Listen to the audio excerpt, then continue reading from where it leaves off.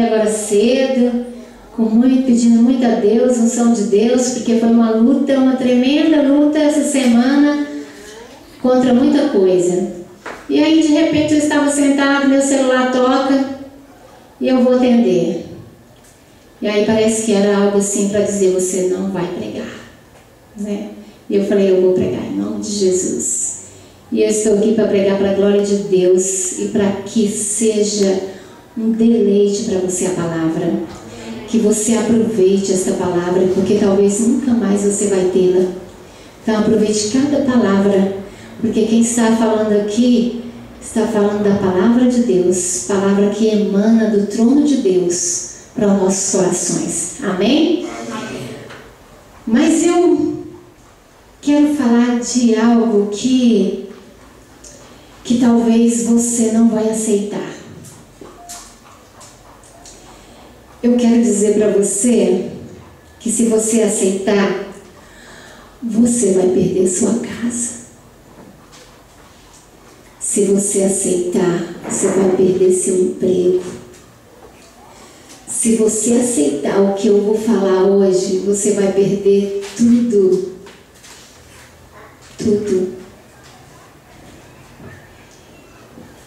E eu quero convidar você, assim como José foi convidado a ir às prisões, ser preso. E eu quero convidar você também a isso, que aceite esse chamado de estar atrás das grades, de ser caluniado. Aceite esse chamado que vem do homem das dores, que foi Jesus. E que se nós seguirmos os passos de Jesus, nós só vamos ver dor e no final morte. E eu quero chamar você a levar a ter uma doença, talvez, quem sabe, uma tuberculose, mas que através dessa tuberculose, essa mulher foi que exaltou o nome de Deus de uma forma tão grandiosa que hoje é livro para que você seja alimentado e preparado para o céu. Ellen G. White, quando Deus a chamou, a primeira coisa que aconteceu foi levar uma pedrada no nariz. Depois pegou uma tuberculose que as pessoas, para ouvirem ela falar, tinha que colocar o ouvido perto para ouvir os sussurros que saíam da sua boca.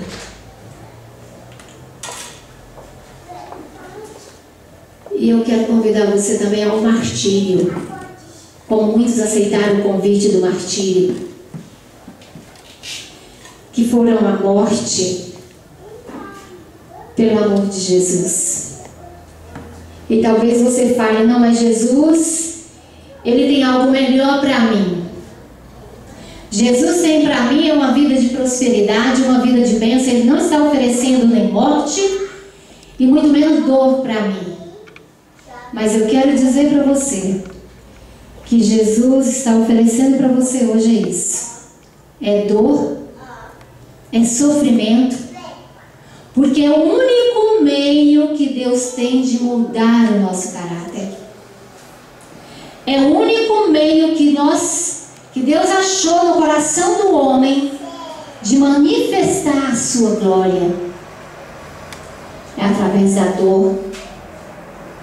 E se nós formos estudar, se eu fosse estudar com você cada história de cada homem que sobressaiu na fé, na vida espiritual, você vai ver que foi de sofrimento e dor. Vamos mais para perto de nós, os discípulos. Qual deles você conta para mim a história de prosperidade, de saúde e de bonança? Tem algum que você pode contar para mim? Não tem nenhum. Nenhum desse você pode dizer para mim que ele teve a vida que eu quero ter hoje.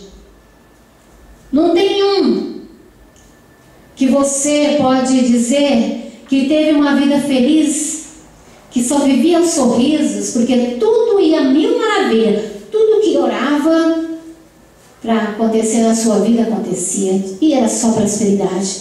Não tem um.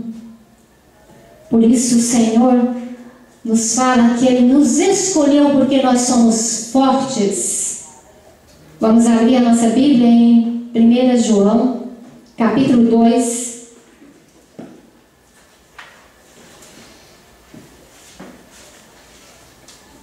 João capítulo 2 e verso 13 e 14.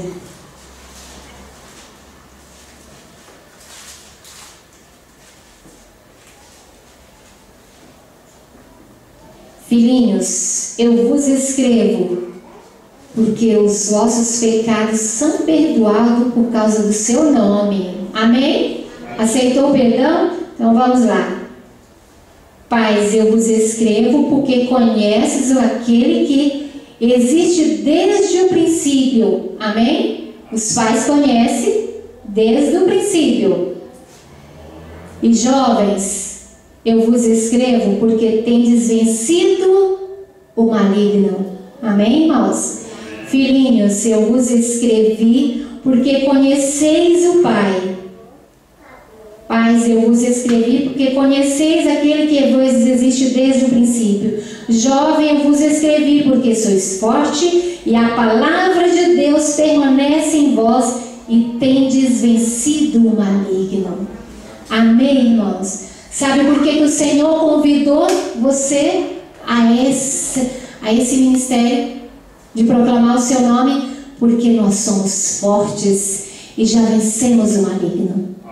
E eu fico pensando como eram os jovens da época de João.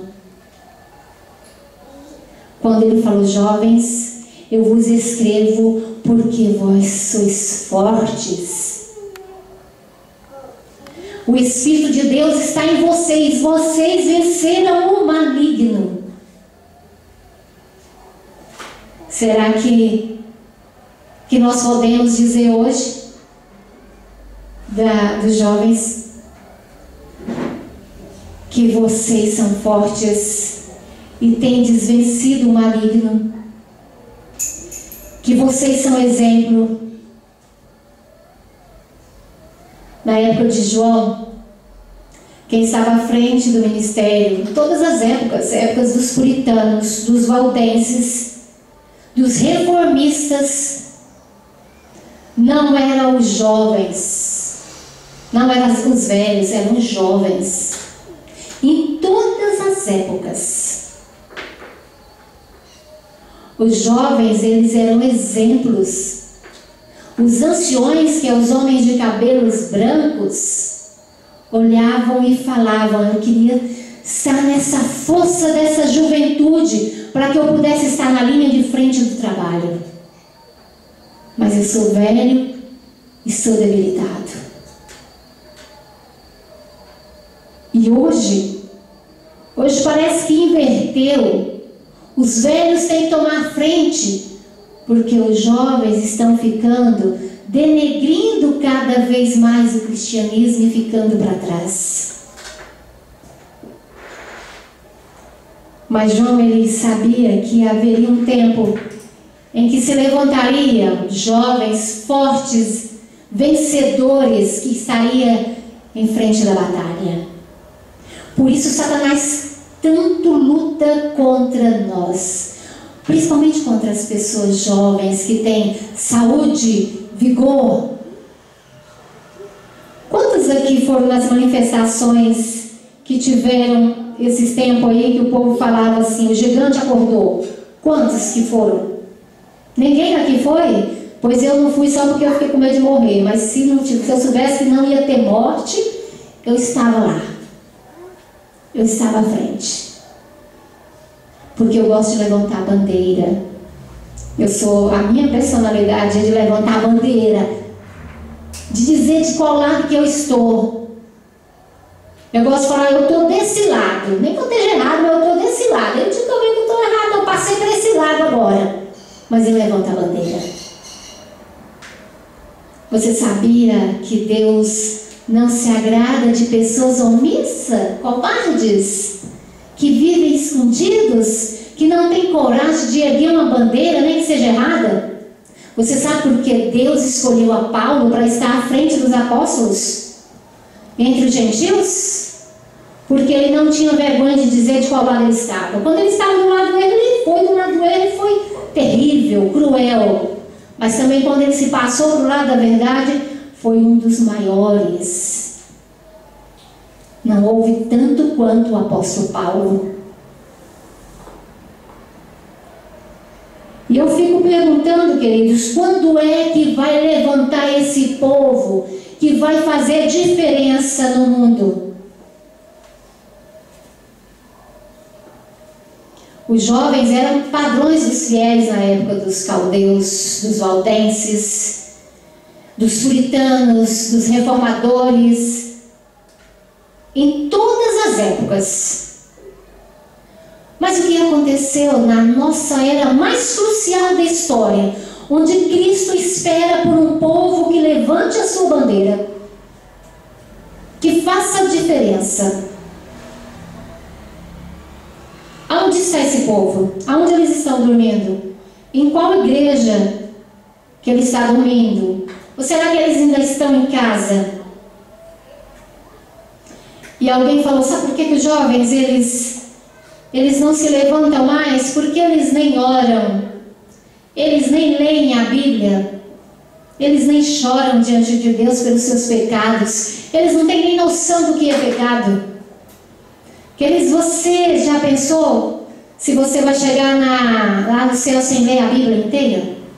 Como será quando alguém falar, você lembra daquela passagem, tal dia que eu estava tão deprimido, tão triste, e eu li que estava escrito lá em 1 João 2, verso 13 e 14, que dizia para mim ser forte e corajoso, porque eu já venci o maligno, e o maligno não tinha poder sobre mim. Você lembra? Aí você vai pensar, eu não li essa passagem. Será que isso vai acontecer? Pensem comigo, será que isso vai acontecer? Será que você vai estar no céu mesmo? Será que você nunca leu a Bíblia? Será que você nunca passou horas orando, conhecendo a Deus?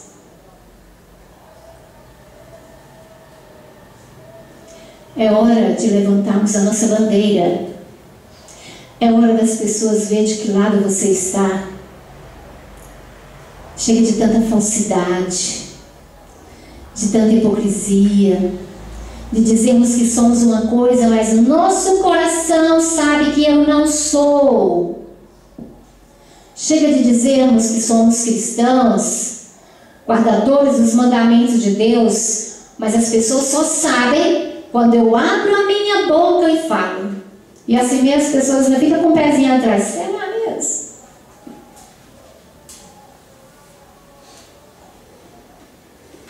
Nós devemos ter momento de inclinar os nossos corações ao Senhor.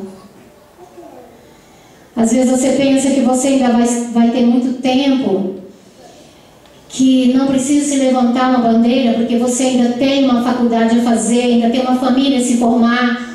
Ou talvez você chegou ao ponto de dizer, já formei minha família, já sou velho o suficiente, não tenho mais condições para levantar uma bandeira, não tenho mais essa força jovem. Eu sei de uma coisa, queridos, haverá um povo que vai levantar e fará toda a diferença no mundo. E eu queria muito que fôssemos nós. Toda essa campanha de passeata que fizeram através das redes sociais foi bom. Você pensa que não foi bom? Foi bom. Mudou muita coisa. Teve muita gente dentro do Planalto que teve coragem de abrir a boca e começar a falar. Teve deputados que mandavam seus filhos para passeata porque queriam ver o povo se manifestar contra o que estava acontecendo lá dentro. Foi bom. Mudou alguma coisa.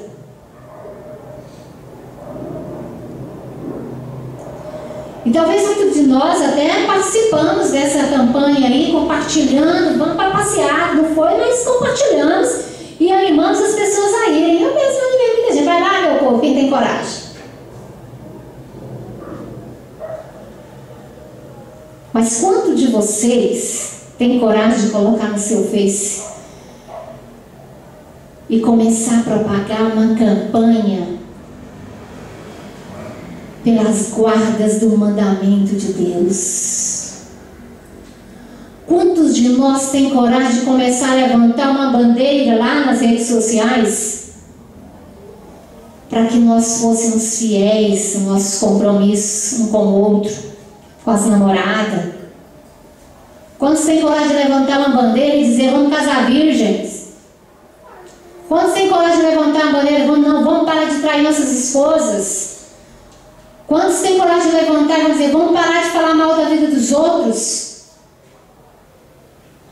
Quantos vão ter coragem de dizer vamos parar de comer carne, que de hoje em diante eu não como mais, eu vou mudar a minha vida? Quantos de nós temos coragem de fazer esse movimento? Será que quando eu começar a fazer isso vai haver algum impacto? Vai haver um impacto na vida de quem vê lá o que você postou? Ou vê, não, você faz uma postagem aí, sensacionalismo, é só palavras, tem tanta coisa bonita que o povo posta. Vamos ser isso, vamos ser aquilo, mas nós vamos lá na casa dele ver se ele faz mesmo. Para que possa ser um movimento e que se erga realmente uma bandeira, precisa de algo, queridos. Precisa de eu viver. Precisa ser o exemplo dos fiéis. Porque se eu não for o exemplo, eu posso postar o que quiser. São palavras jogadas ao vento. Ninguém vai dar atenção. Ninguém vai dar moral. Quantos de vocês têm coragem de marcar uma vigília e passar a noite? Olha, hoje eu vou ter uma vigília, vamos compartilhar. Eu quero você lá. Vou estar esperando você. Quantos têm coragem de fazer isso? Só para orar. Deus me livre de passar a noite inteira de oração. É muita coisa para mim. Será que as pessoas vão acreditar se você fizer isso?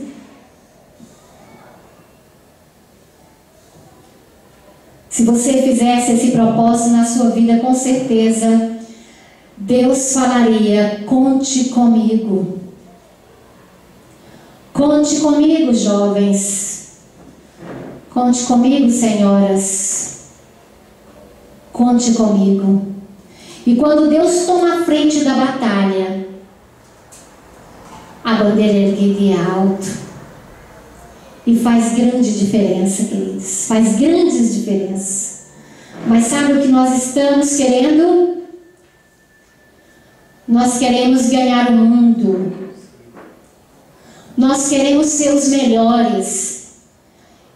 Eu sou servo de Deus. Eu adoro o único Deus. Então Deus vai me abençoar. É promessa, é palavra. Deus não falha com as suas promessas.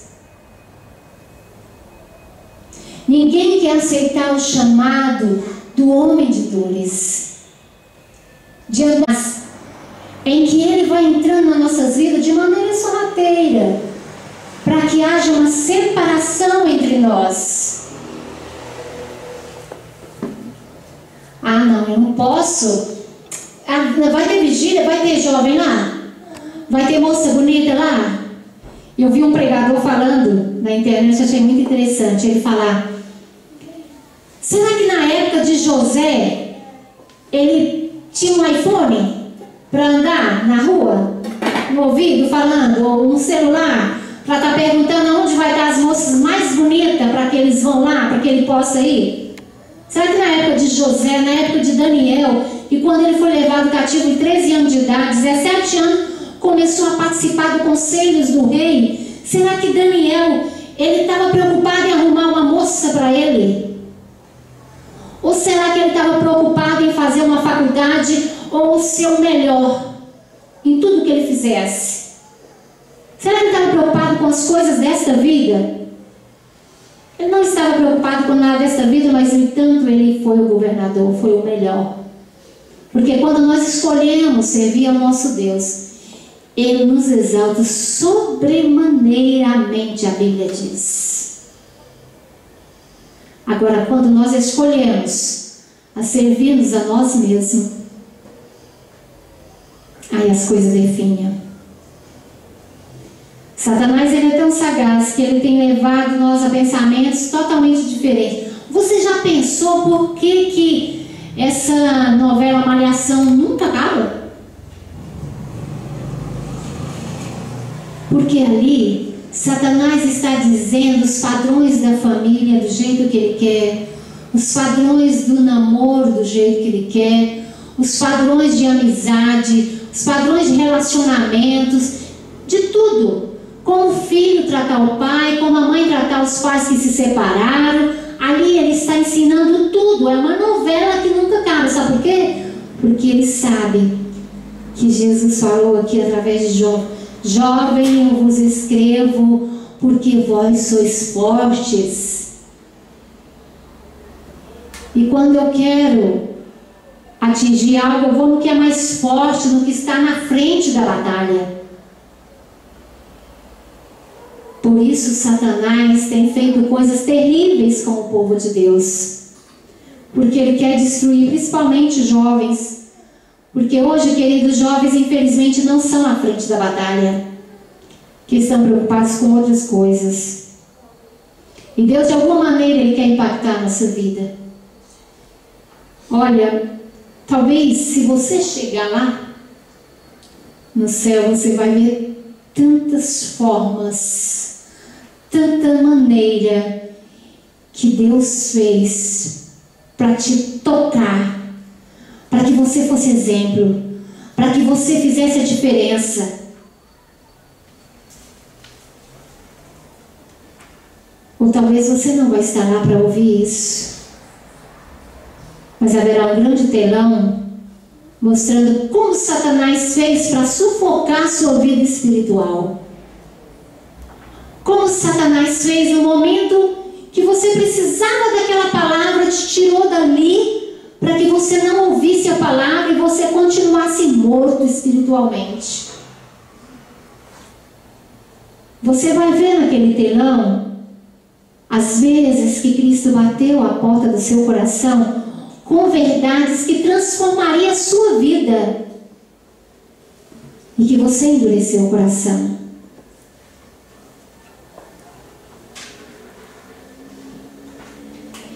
Deus está preparando um povo para os últimos dias. E esse dia já chegou. Já chegou. E eu creio que tem gente se preparando para isso. Que não se vendem, não se corrompe por causa de uma moça que diz: eu não quero que você vá para a igreja. Ou a sua esposa que diz: não, eu não gosto disso, eu quero que você faça isso. Ou o seu esposo que diz: não, eu quero que seja assim. E você vai seguindo o que os outros vão ditando para você. Ou até mesmo os pais dizendo algo que não é conforme a palavra. E nós vamos cedendo. Não levantemos a bandeira, não propagamos o reino de Deus. E não somos padrões dos fiéis. Somos o quê? Vergonha, opróbrio para o Evangelho. Tem trazido vergonha. João Batista disse que o céu era dando com esforço. E hoje ninguém quer se esforçar. Falar que tem que fazer sacrifício, você já tem a palavra na mesma hora. A minha graça te basta. Vivemos pela graça. Esse evangelho sem sacrifício, que não muda o coração. Esse não é o evangelho eterno. Todas as vezes que você vai estudar a vida de Cristo, a vida de todos aqueles que foram fiéis, que foram padrões dos fiéis, foram pessoas que sacrificaram suas próprias vidas, que viveram uma vida de sacrifício. Em toda a história, os jovens foram os que padeceram mais. Vamos abrir a Bíblia em Romanos, capítulo 12, verso 1.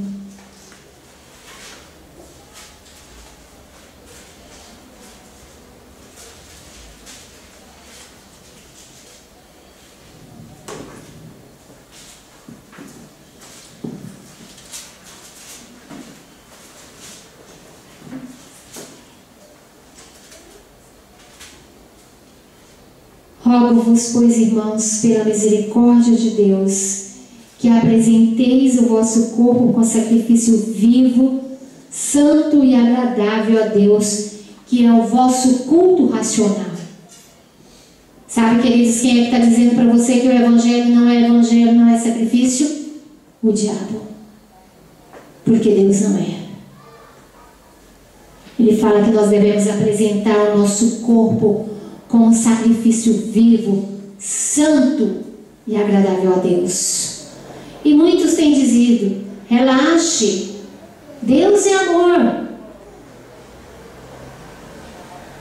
Queridos, há uma expectativa de Deus sobre você. Deus está na expectativa de quando é que você vai se levantar pelo seu evangelho. De quando é que você vai ter coragem de ser diferente. De não ser como os demais. De quando você levantar essa bandeira e seus amigos virem perguntar à nossa família: por que você está diferente? O que está acontecendo? Eu vi um testemunho de um jogador profissional daqueles jogos que tem lá nos Estados Unidos, que vão assim ao encontro de um com o outro, que bate a cabeça, que falta se matarem. É esse futebol americano. Ele diz que conheceu a Cristo, estava na igreja, mas ele era um jogador profissional e ganhava muito bem. E um dia ele estava lá dentro do vestuário, lá daquele lugar onde eles se arrumam lá. E ele disse que sentiu fortemente de uma voz falar no seu coração qual era a diferença que ele tinha entre aqueles outros jogadores, ele dizendo que era um cristão. E ele começou a observar o jeito que eles conversavam, o jeito que eles banhavam, o jeito que eles se vestiam. E ele viu que não tinha diferença. E ele saiu dali muito triste, chegou em casa e ele chorou muito e falou com Deus: Senhor, eu quero fazer a diferença aonde eu for. Eu não quero mais continuar essa pessoa do mesmo jeito dos meus amigos. E ele disse que conversou com Deus, que queria ser diferente. E ele então começou a mudar a sua maneira de ser. E as pessoas, os amigos, começaram a perceber que ele já não saía para a noitada, que eles ligavam: não, eu não vou. E um dia ele estava para entrar num jogo e ele sentiu aquela forte emoção de falar para os seus amigos o que estava acontecendo na vida dele. E ele pensou: não, mas eu não posso falar, porque eu vou atrapalhar a concentração do jogo. Então a voz falava: fale. Ele sentia a impressão que ele deveria falar. E ele começou a falar: você sabia que Jesus ama você? E de que Jesus está mudando a minha vida? Você sabe por que eu não estou saindo mais para a noitada? Porque Jesus está fazendo a diferença na minha vida. E ele começou a falar. E ele percebeu que os jogadores pararam de se vestirem e sentaram ouvindo ele falar. E ele começou a contar toda a sua vida, de como por tanto tempo ele era cristão e nem eles sabiam. E que um dia Jesus falou naquele vestuário ali que ele deveria mudar. E ele falou que ele seria padrão dos fiéis, que ele levantaria a bandeira do Evangelho eterno. Então chegou o momento de entrar e eles não estavam muito bem preparados, não tinham abotoado os seus capacetes. E eles entraram abotoando os capacetes e querendo ouvir no meio do campo os jogadores: fala para mim mais alguma coisa. E aquilo ele começou a ficar emocionado de ver que aqueles amigos dele queriam algo diferente mesmo, estavam cansados da vida que estavam tendo. E naquele dia, eles eram os que tinham que ganhar, eram preferidos, era final. E eles começaram a perder, porque a concentração deles não estava mais no jogo. Eles estavam concentrados naquele rapaz, na vida dele, queria que ele falasse mais. Então eles amontoaram ao redor dele, onde ele corria, os outros atrás deles para ouvir. E ele correndo e falando de Jesus. Quem era Jesus? E eles perderam o jogo. Perderam feio. Mas no final ele ganhou aqueles amigos para Jesus. Aqueles amigos saíram dali naquele momento e falaram: quero ir na sua igreja. Eu estava procurando algo que eu não sabia o que era. E o que você falou trouxe paz ao meu coração. Queridos, tem pessoas que estão esperando somente um exemplo seu, uma palavra sua, para você dizer por que você é diferente. E eu desafio você a ser a imagem de Jesus, a ser Cristo andando por aí. Porque se nós não formos, nós não vamos participar daqueles que ergueram a bandeira. Quando será que vamos ver o povo de Deus na linha de frente da santidade? Quando será que vamos ver o movimento de santidade? Onde Pedro fala: sede santos, porque o nosso Pai é santo. Quando será? Este movimento foi levantado, mas tem muito ainda que não ergueram a sua bandeira. Vamos abrir a Bíblia em Salmo 119, verso 9.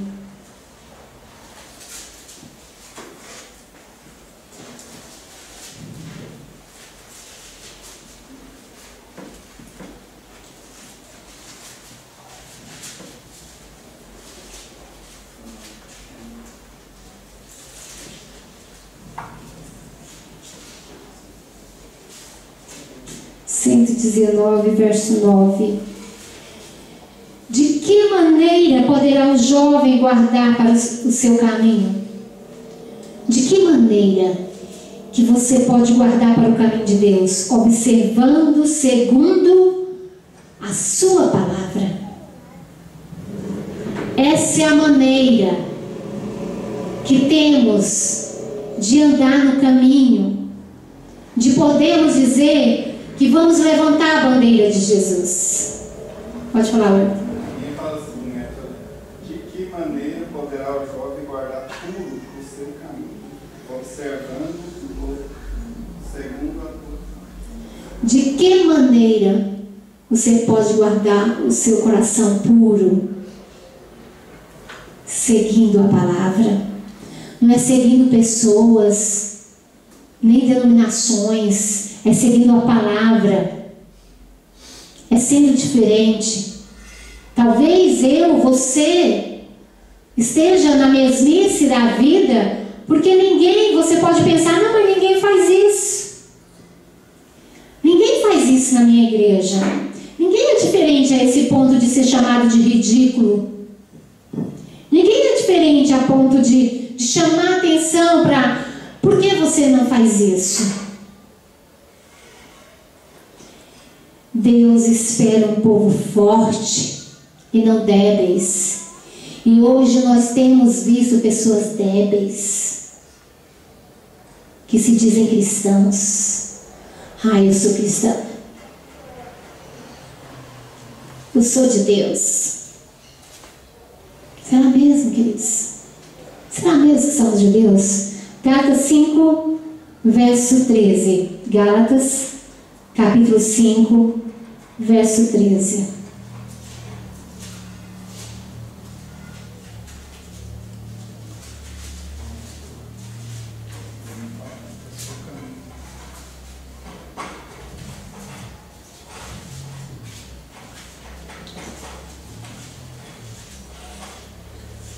Quer ver o Gálatas tirar a banha dele, né? Gálatas. Vamos lá.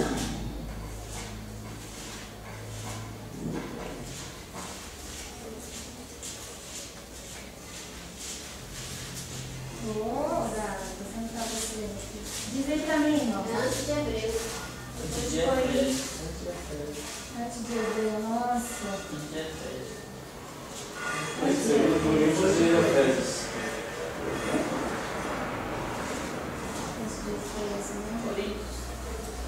Vamos decorar, né? A ordem deles. 5:13. Achei. Vamos lá. Porque vós, irmãos, fostes chamados à liberdade, porém não useis da liberdade para dar ocasião à carne, sede antes servos um dos outros em amor. Nós fomos chamados a uma liberdade que o mundo não conhece. Nós somos chamados a uma liberdade que é aquela liberdade que te dá ousadia de proclamar o Evangelho. Enquanto os outros não são libertos para isso, mas nós sim. E quando é que nós vamos ter totalmente essa liberdade? De abrirmos o nosso coração e falarmos do Deus que conhecemos. Tem pessoas que falam, não, apenas crer e será salvos. Quantos milhares deram suas vidas por o Evangelho eterno? E você acredita que é sem sacrifício? Hoje? Que você não precisa fazer sacrifício nenhum? Eclesiastes 11, verso 9. Vamos ver.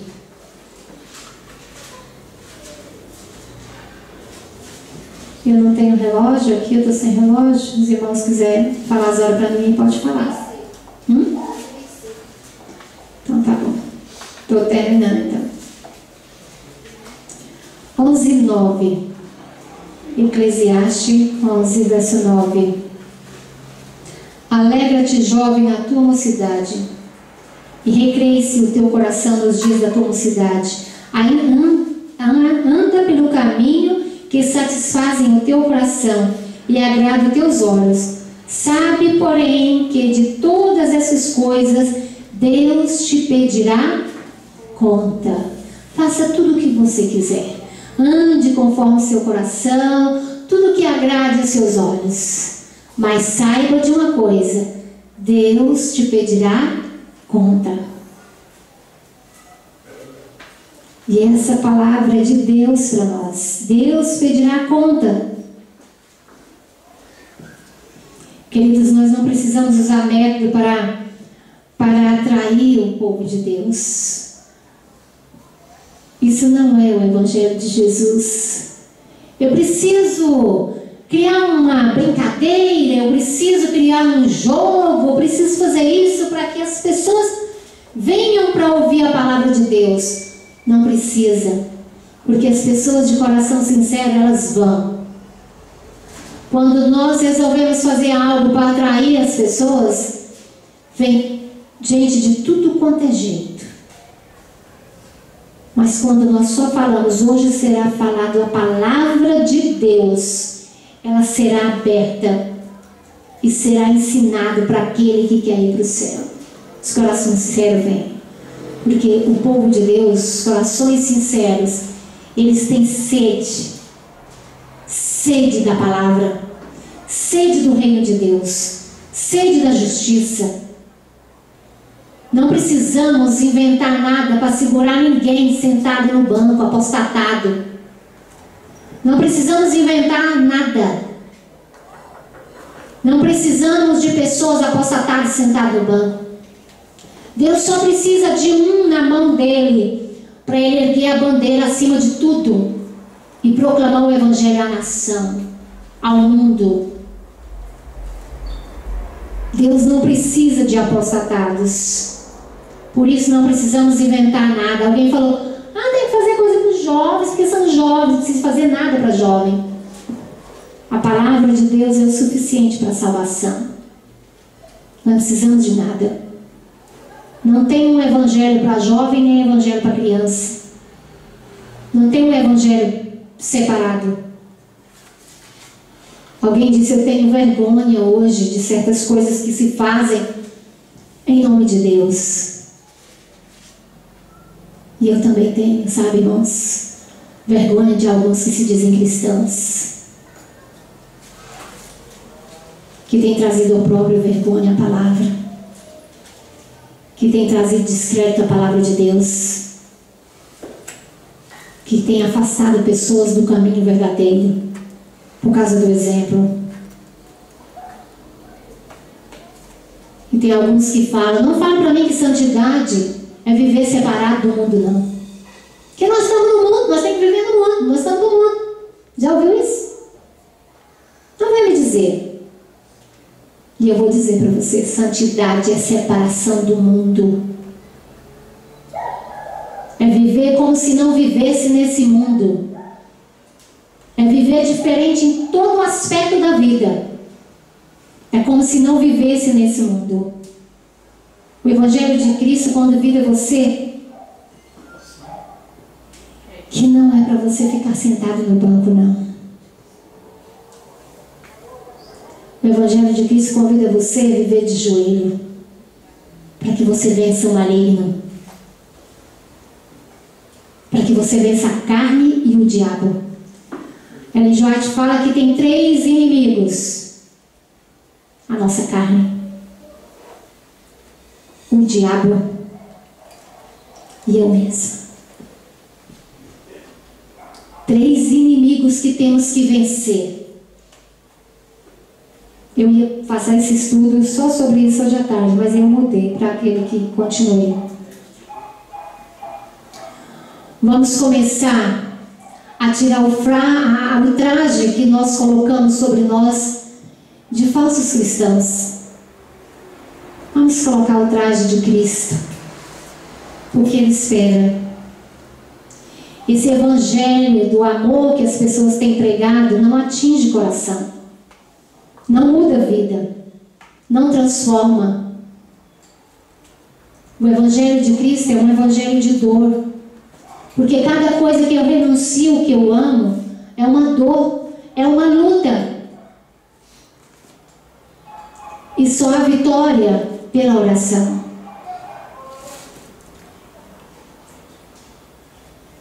Quantos de nós estamos aqui pela manhã, mas à noite nós vamos sentar nas rodas dos escarnecedores?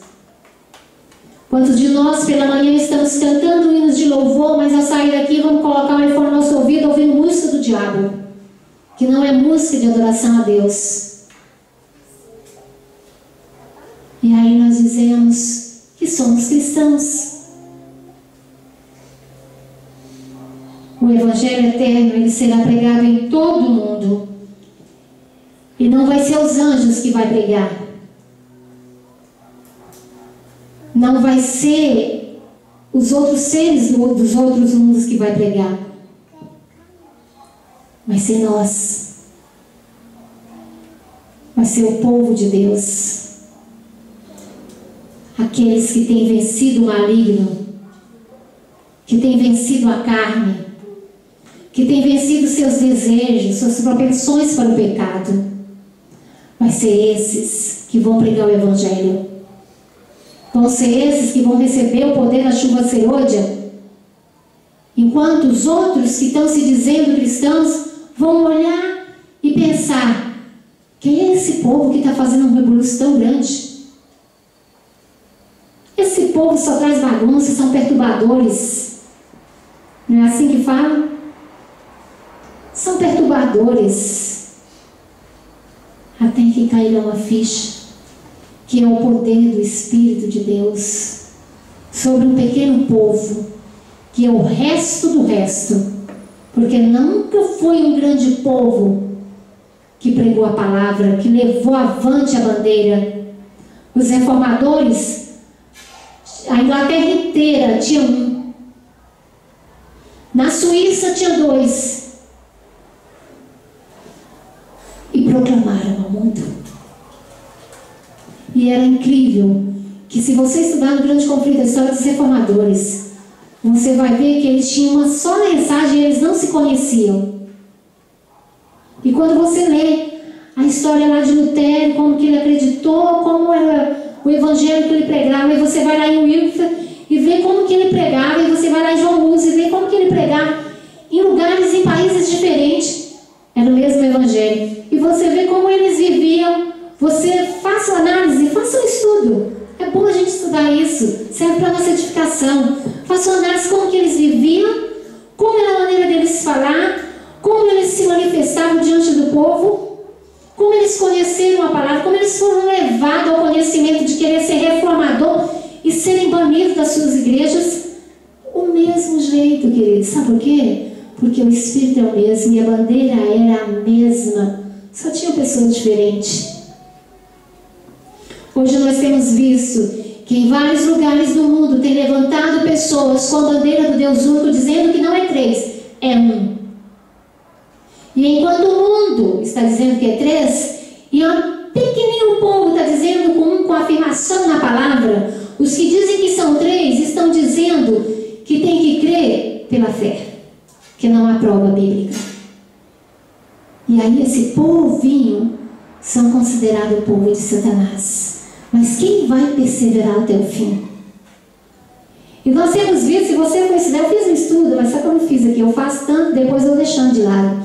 E a gente vai vendo a maneira que eles foram chamados, reformadores, os puritanos. Os puritanos eram só jovens, não tinha um velho no meio deles. Os reformadores tinham pessoas velhas. Os pioneiros eram só jovens que foram chamados.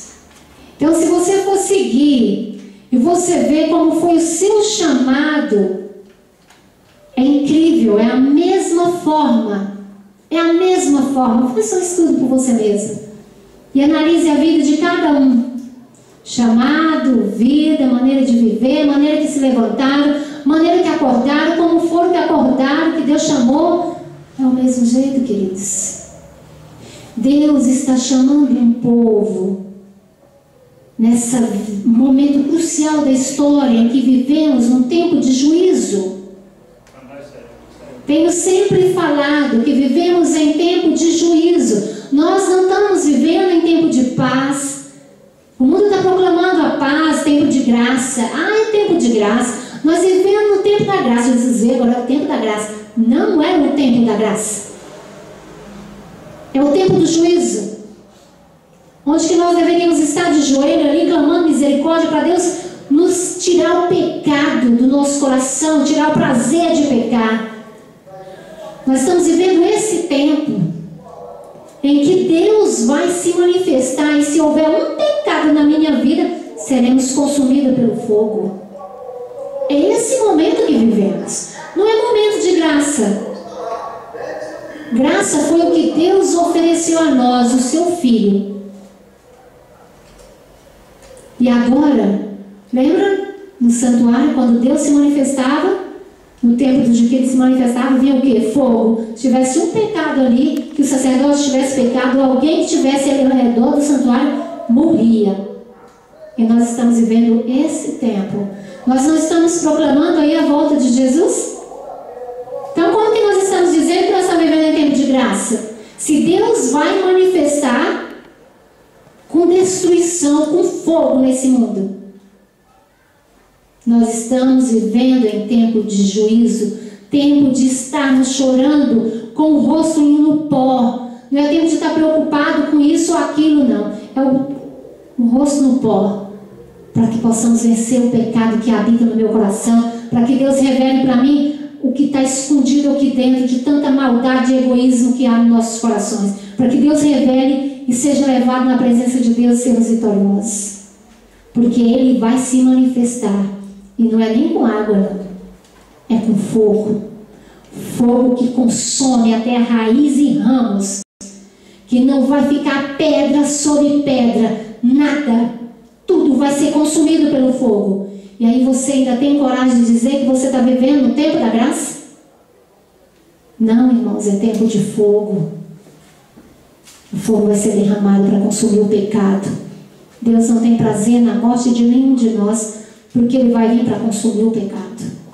Mas infelizmente, se o pecado habitar no meu coração, eu vou ser consumida. E eu convido você, faça a diferença. Levante uma bandeira diferente. Levante uma bandeira que as pessoas começam a olhar para você e começam a ver algo diferente. Levante uma bandeira de silêncio. Não precisa você falar. Comece a viver. Comece a viver. Mude o jeito de falar com os amigos. Mude o jeito de se relacionar com as moças. Mude o jeito de se relacionar com suas famílias, com seus irmãos. Mude. Comecem a ser íntegros de coração, que a bandeira vai ser levantada. Logo que você vai ver, mas o que está acontecendo? O que está acontecendo na sua vida? Mas também eu digo para você, quando você levantar essa bandeira, prepare para a ira do diabo que se levanta contra nós. Sua vida está boa? Eu só lamento, você não está lutando contra o pecado. Porque quando nós lutamos contra o pecado, o diabo se levanta, ele tem ódio. Ele não quer que vencemos o mal. E o que João falou, filhos, sede fortes, jovens, sede fortes, porque vocês já venceram o maligno. E nós sabemos que ele já foi derrotado. Nós sabemos disso, da sua derrota. Mas sabe que cada dia com nossos atos nós estamos dizendo, não, Satanás não foi derrotado, ele vive. Olha aqui o pecado que eu cometi. Ele vive. Ele vive e ele reina. Ele reina. Ele reina na minha casa. Ele reina na minha comida. Ele reina nas minhas palavras. Ele reina nos meus pensamentos. Ele reina. Ele não morreu. Quem foi que disse que ele foi derrotado? Ele não foi. Infelizmente, queridos, muitos estão dizendo isso. Que ele não foi derrotado. Que ele ainda tem a vitória na mão dele. Mas a palavra de Deus fala que ele foi. Ele foi derrotado, vencido na cruz, e que ele está debaixo dos nossos pés. Sua cabeça foi esmagada. E sabe quando é que Satanás vai sentir que ele foi esmagado? Quando você viver o Evangelho, quando você for a diferença, quando o pecado não entra mais no meu coração, quando o pecado não entra na minha mente, sabe o que vai acontecer? Ele fica desesperado, ele foge. Resistiu o diabo e ele fugirá de vós. É isso que a palavra fala. Isso é certo e verdadeiro. Mas você só vai experimentar isso quando ele estiver debaixo dos seus pés. Será que Satanás anda debaixo dos seus pés ou ele anda como líder na sua vida? Oxalá, queridos, que sejamos, quem lidere a nossa vida seja o nosso Senhor Jesus. E que você receba essa palavra. Sede forte, jovem, porque vós venceste o maligno. Amém, irmãos? Que Deus abençoe.